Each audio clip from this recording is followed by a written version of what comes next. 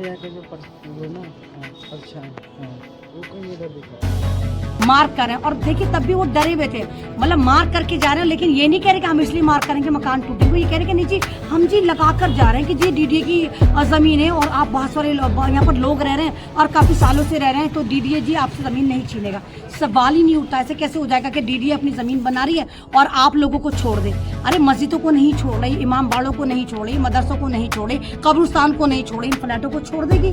अब एक पूरा ओखला खुदा पड़ा हुआ है, पूरे ओखले का चप्पा चप्पा गली गली खुदी पड़ी है, रोड खुदे पड़े। अमाना साहब तो जेल चलेगा, वो सड़कें कौन बनाएगा, उसका कफारा कौन अदा करेगा? यहाँ के रहने वाले आम आवाम करेगी। हम चल नहीं सकते, हम बिल्कुल एक तरह से कहिए कि जरा सी बारिश हो जाए तो ना मालूम कौन से सीवर में हम गिर जाए, हमारा बच्चा गिर जाए, इस कदर गंदगियां मची पड़ी। तो ओखला तो मिली जुली तहजीब का नाम है। ओखला में आपको बिहार के लोग, तो बंगाल के लोग, तो दिल्ली के लोग, तो हैदराबाद के लोग, तमाम तरह की आपको यहाँ पर तहजीब मिलेगी। ये किसी मतलब कोई एक यहाँ पर एक तरह के लोग नहीं रहते कि दिल्ली वाले रहते हैं, सब तरह के लोग रहते हैं। तो जो बेचारे बाहर के, बंगाल के, बिहार के हैं, जिनके बच्चे यहाँ पर पढ़ रहे हैं या जॉब कर रहे हैं, तो वो तमाम अपनी प्रॉपर्टी, खेत खलियान, जो व्हाइट मनी था वो बेच कर यहाँ पर आए। और यहाँ पर आने के जिस तरह से आपने देखा कि ओखला में लगातार डिमोलिशंस हो रहे थे, और आज जो हुआ है, आज जो मुरादी रोड पर निशानदेही हुई है और कई सारे बिल्डिंग आए हैं उसके निशाने पर, तो हम बात करने जा रहे हैं अहमद रिजवी जी से। वो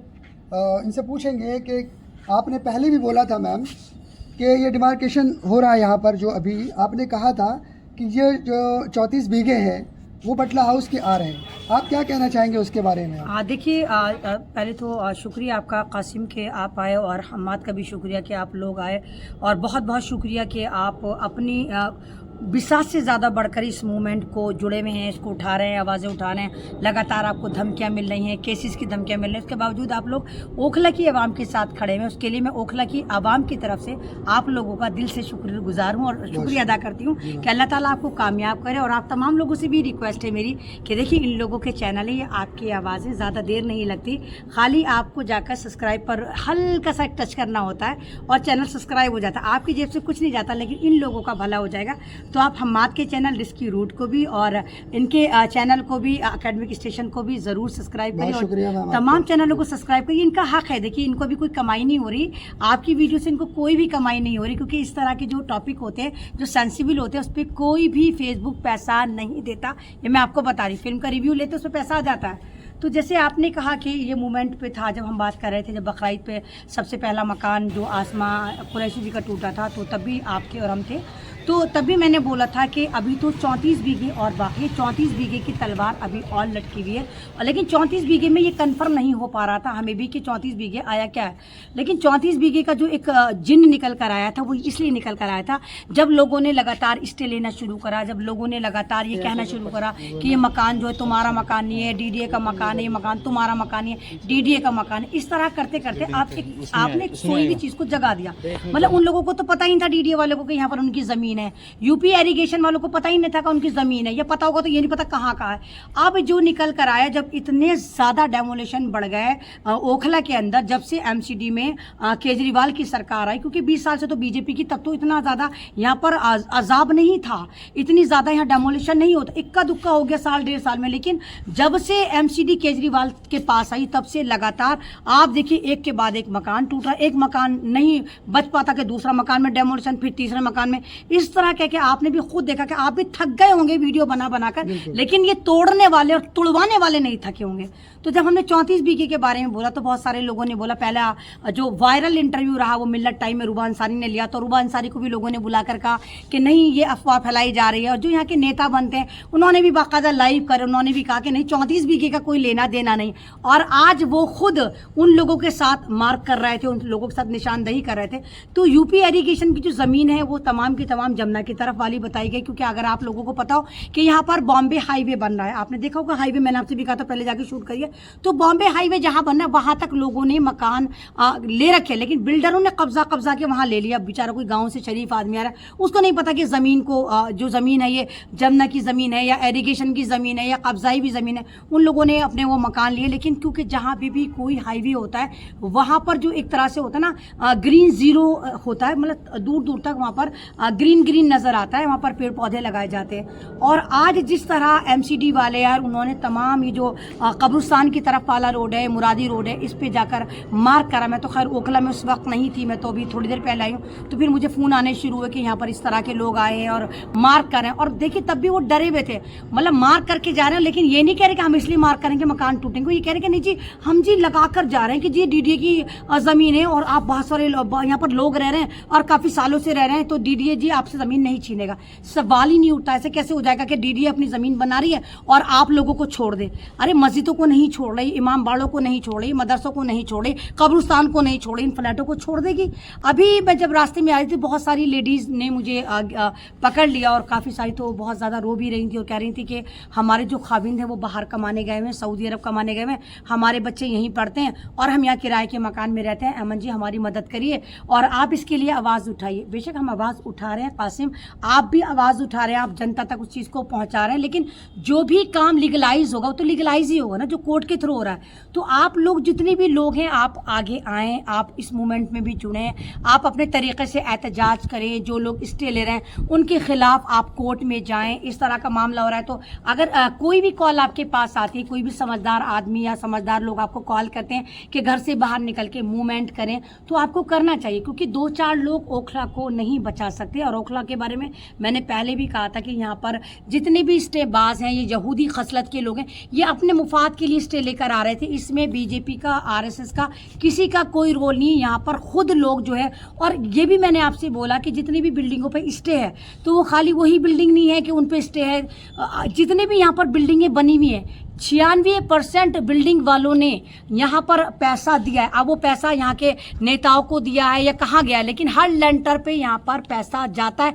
और जो लोग पैसा नहीं दे पाए उन लोगों को लगा कि भाई हमारी ज़मीन है, हमारे फ्लैट हैं, हमारी हलाल की कमाई, हमने क्यों पैसे देने, तो उन लोगों के मकान पर बाकायदा प्री प्लान लेकर स्टे लाया गया, उनको डेमोलिश करा गया, उनके नाम पर कोर्ट पहुँचा गया, बहुत सारी फर्जी NGO बनाई गई, फर्जी NGO के नाम पर ही सारा का सारा खिलवाड़ करा गया। और ऐसे बहुत सारे चेहरे बेनकाब हुए हैं जो इस तरह के काम ओखला में कर रहे हैं। मैम, ये सुप्रीम कोर्ट में जाने का मतलब ये है कि कोई ना कोई ऐसा है जो सुप्रीम कोर्ट में पहुंच के इन चीज़ों की निशानदेही करवा रहा है। कौन वो लोग हो सकते हैं? क्या अपने आप DDA यहाँ पर ये ज़मीन मापने के लिए आई?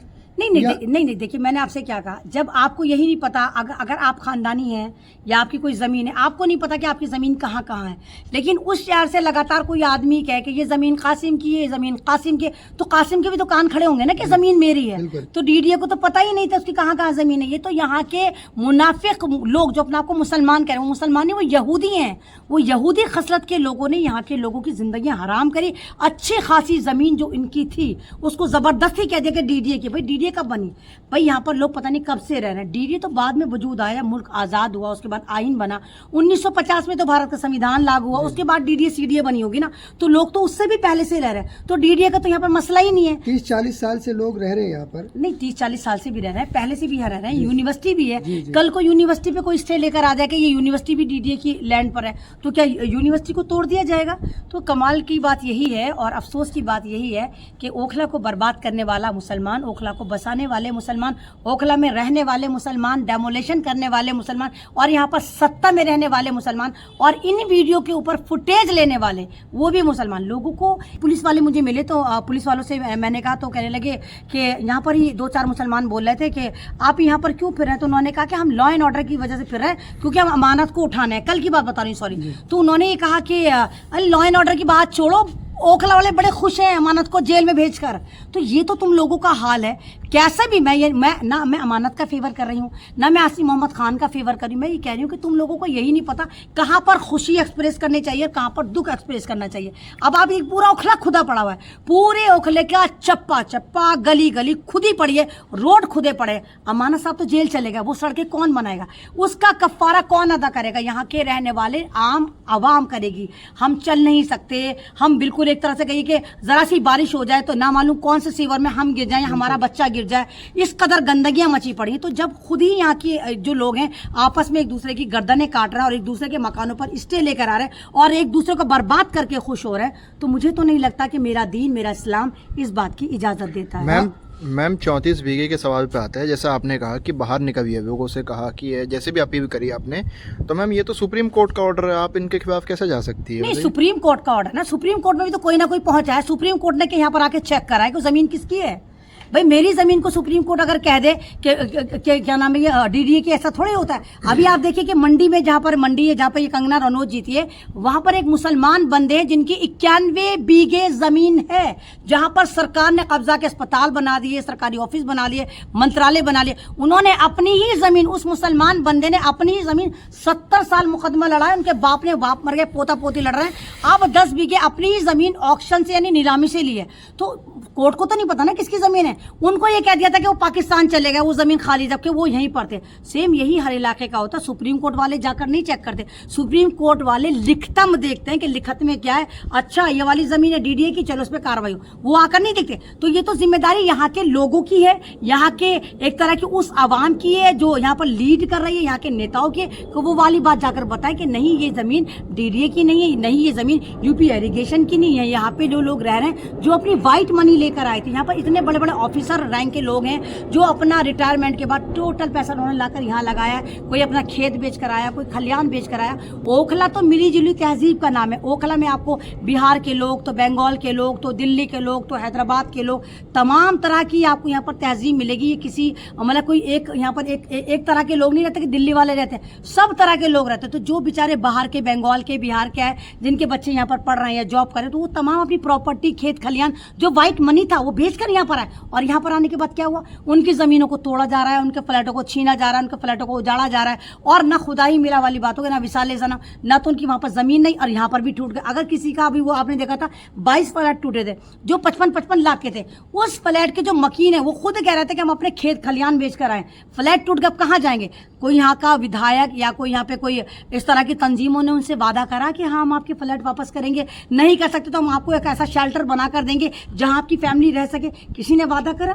तो ये चीजें होनी चाहिए कि आपके अंदर खिदमत खल्क भी होना चाहिए और लोगों की मदद करने का जज्बा भी होना चाहिए। और आप लोग निकलिए, जाइए सुप्रीम कोर्ट में डालिए, आप भी एप्लीकेशन डालिए ना कि ये वाला मकान डीडीए का नहीं है, ये मकान हमें इस तरह करके इस बिल्डर ने दिया, ये मकान हमें इस तरह करके इस तरह नक्शा पास हुआ। तो आप भी जाइए, जब तो कोई, जब आप सुनवाएंगे ना अपनी बात को, जब आप रखेंगे जब तो सामने वाला सुनेगा ना। मैम एक सवाल है कि यहाँ के जैसे लोग हैं, एक तरफ पक्ष तो उन्होंने रख दिया कि डीडीए ने दावा कर दिया कि मेरी ज़मीन है, अब ये ओखलावासी कैसे जाएंगे, किसके मतलब ये जो लड़ाई लड़ेंगे वो कैसे लड़ेंगे यहाँ पर? नहीं देखिए, कानूनी ही लड़ाई लड़ी जाएगी ना। अब लोग अगर ये सोच रहे हैं कि व्हाट्सएप ग्रुप बना के हमने पूरी ओखला की जनता को हम चला रहे हैं, तो व्हाट्सएप ग्रुप पे ओखला नहीं चलता। व्हाट्सएप ग्रुप बनाना अलग बात है, व्हाट्सएप ग्रुप बना के आप लोगों को अपने साथ जोड़ सकते हैं, आप लोगों को अवेयर कर सकते हैं, लेकिन आप ओखला की मदद नहीं कर सकते।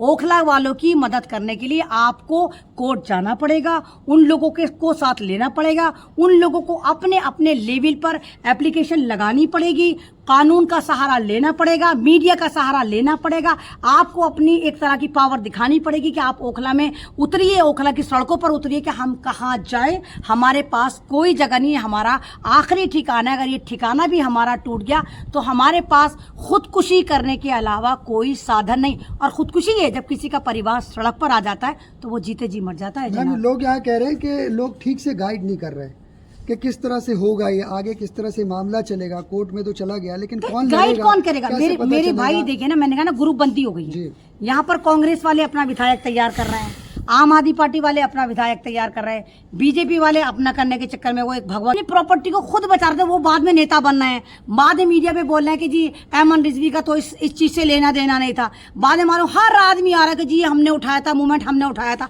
उठा के बत्ती बना के घुसा लो, मूवमेंट उठाया तो चलो, सबने उठाया था। उठाने के बाद समाधान किसने करा था? ओखला की जब आवाम को किसने इंसाफ दिलाया था? दिलाया किसी ने इंसाफ? मैं तो एक इंटरनेशनल आवाज हूं, मैंने आवाज उठाई, दुनिया ने देखा, लोगों ने समझा। अब उसको कोर्ट तक कौन लेके जा रहा है?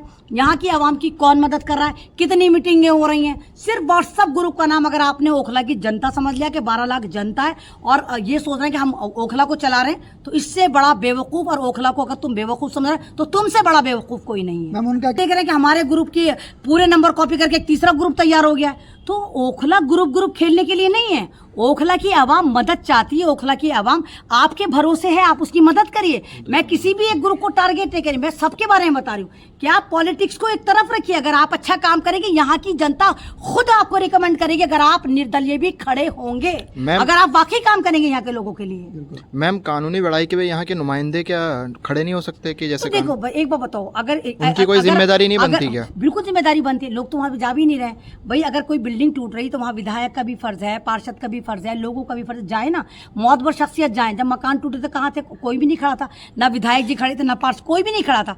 और दूसरी बात है, अगर हम लोग बोल भी रहे तो जाहिर सी बात है हम फिर भी अपनी एनर्जी वेस्ट कर रहे हैं, अपना टाइम दे रहे हैं, आपको अवेयर करा रहे हैं, स्टडी कर रहे हैं। तो लेकिन अगर कोर्ट में जाएंगे तो वकील तो आप लोग करेंगे ना, पूरी टीम बना के। जितने भी मकान निशानदही करे गए, जिन पे भी डिमार्केशन हुआ, वो तमाम लोग आगे आएंगे ना, उनकी लड़ाई तो वो खुद लड़ेंगे ना।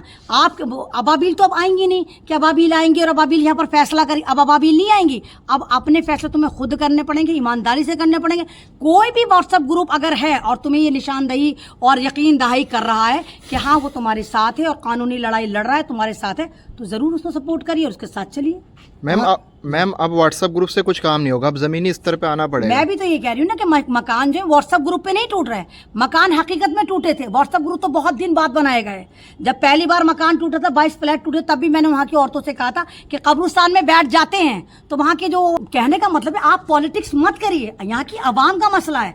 आपने वो 2 फ्लैट खरीदे होंगे तेरे मेरे के पैसे मार के, लेकिन वहाँ की जो वहाँ पे 20 फ्लैट थे वो बड़ी ईमानदारी से हलाल से खरीदे गए थे। आप 20 फ्लैट वालों का नुकसान हो, क्योंकि वो जो 20 फ्लैट बने थे उस मकान पर, उस जमीन पर पहले ही 2023 में स्टे आ चुका था, वहां मकान बनना ही नहीं था। उसके बावजूद बिल्डर ने वो मकान बनाया और तमाम लोगों ने खरीदा। तो उन लोगों के साथ हद से ज्यादा धांधली हुई, उनके साथ बहुत ज्यादा धोखा हुआ। जो 20 फ्लैट खरीदे तो उनके साथ गद्दारी करी। क्या बिल्डर ने बताया था, जिस बिल्डर ने बनाया था कि हाँ इस वाले मकान पे, इस वाले फ्लैट पर स्टे है, उसने तो आराम से बना के खड़ा कर 55 लाख बेच से चला गया।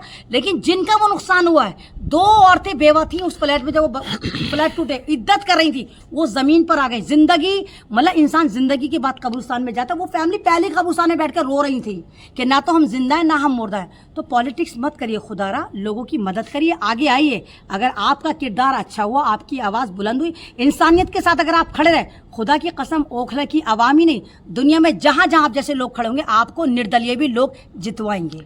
मैम एक आखिरी क्वेश्चन है, बहुत लोगों को ये कन्फ्यूज़न है 34 बीघे का कि कहाँ से, कोई कह रहा है मुरादी रोड से है, कोई कह रहा है सेविंग क्लब रोड है, तो इसका कोई कंफर्मेशन अभी तक? कंफर्मेशन देखिए ये है कि यूपी एरीगेशन की जो जमीन है, सिंचाई विभाग, यूपी सिंचाई विभाग की जमीन है यहाँ पर।